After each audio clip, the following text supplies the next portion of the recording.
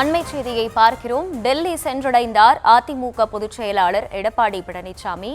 அந்த காட்சிகளை பார்க்கிறோம். இபிஎஸ்ஐ விமான நிலையத்திற்கே சென்று அதிமுக எம்பிக்கள் வரவேற்றிருக்கிறார்கள்.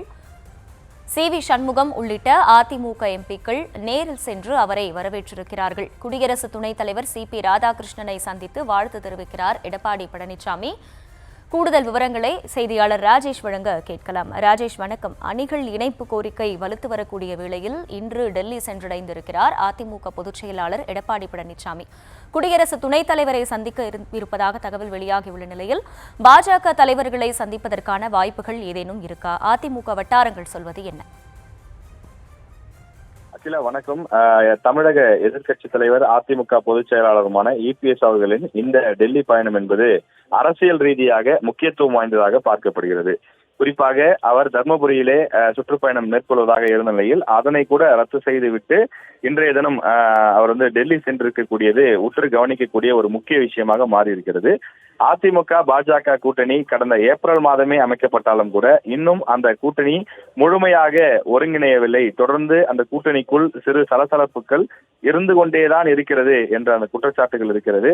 எனவே சமீபத்தில் டெல்லி சென்று வந்த செங்கோட்டையனால் கட்சிக்குள் மீண்டும் மேலும் சில புதிய குழப்பங்கள் உருவாகி இருப்பதாகவும் சொல்லப்படுகிறது. எனவே அனைத்துக்கும் தீர்வு கண்டு கட்சியை ஒருநிலைப்படுத்தி தொடர்ந்து கூட்டணியை இன்னும் பலப்படுத்தி தேர்தலை சந்திக்க வேண்டிய அவசியம் அதிமுக பாஜக கூட்டணிக்கு ஏற்பட்டிருக்கிறது. எனவே அது சம்பந்தமாக அரசியல் ரீதியான சந்திப்புகள் அங்க இருக்கக்கூடிய மத்திய அமைச்சர்கள் அமித்ஷா அல்லது தேசிய தலைவர் ஜே.பி. நட்டா ஆகியோரை பாஜக தலைவர்களை சந்திப்பதற்கான வாய்ப்பு இருக்கிறதா என்பதையும் நாம் பார்க்க வேண்டும்.